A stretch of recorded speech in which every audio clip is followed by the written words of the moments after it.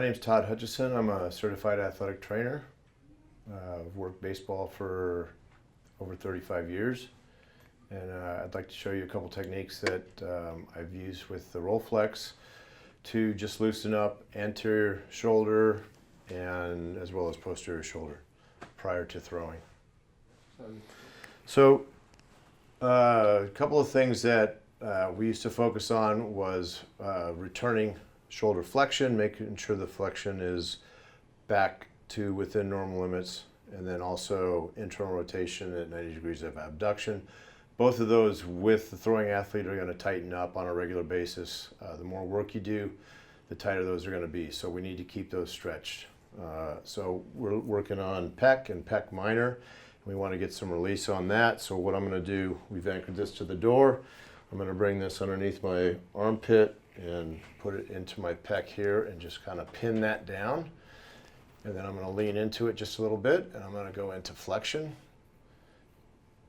and just work on doing some oscillations so that tissue, the pec and the pec minor, depending on where we're trying to get that part of this roller right on the spot you're trying to get a release on. And I'm pinning that down, and I'm moving my arm into an abduction, flexion abduction.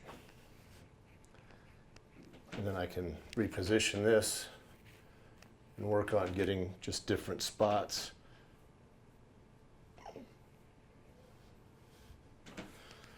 And working up into the shoulder. You can do rotation as well, or I can just do straight horizontal abduction this way.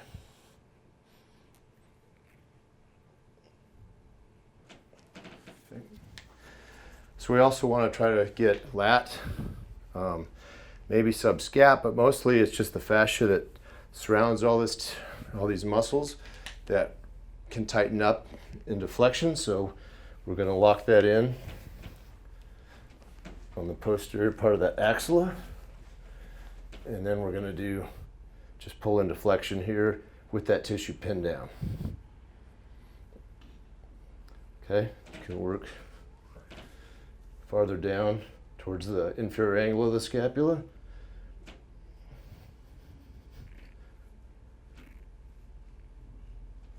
And then you can work higher up into the axilla as well.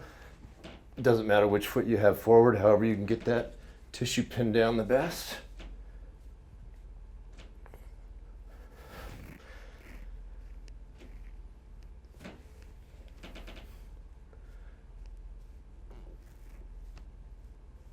Just like that. So he called it MRT. And we're just going to the barrier where if I start here and there should be a barrier where it like really tightens up. And don't go through that barrier, just go to the edge of it, right, and keep working into that, and that barrier should move. Yeah. Okay? Nice. Out of shape, or out of breath. But so we're working into that barrier, and that barrier should gradually increase. Yeah. Okay. Awesome. So hit a bunch of different areas. I like it. That way, and then I'm just trying to get posterior cuff by wrapping myself into it like that. Yep. Pulling it here, and then doing like an in-range throwing pattern down this way. Yep. There, and then I can bring that here, work that way as well. And if they have the range, let them go as high up the back as they can. Yeah. Nice. So yeah, let's. And the last one would be posterior rotator cuff. So I'm taking that roller and I'm trying to put it in to the back part of the shoulder, and I'm going to pin that. Once I get that pinned down, I'm going to kind of turn into it to get that thing to lock in, and then I'm going to do a PNF pattern, end range throwing pattern, and just get some release on that tissue down. Trying to put my thumb into my opposite pocket and doing releases there. And then I can also bring that and try to bring my arm behind my back and get it to release that way as well. And you can find a whole bunch of different spots that way. into that motion right there. Awesome.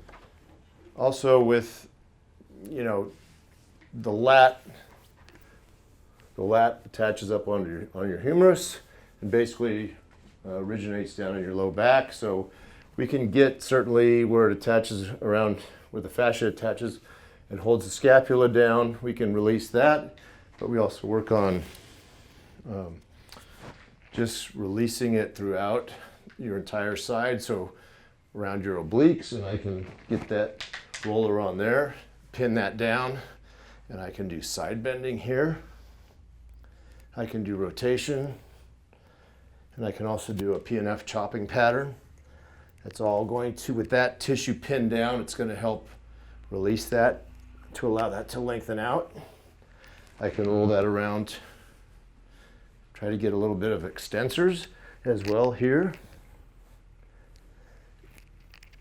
And you can bring that all the way down into your low back as well by using the handle and doing a rotational chopping pattern here and side bending. And you can do that on both sides as well.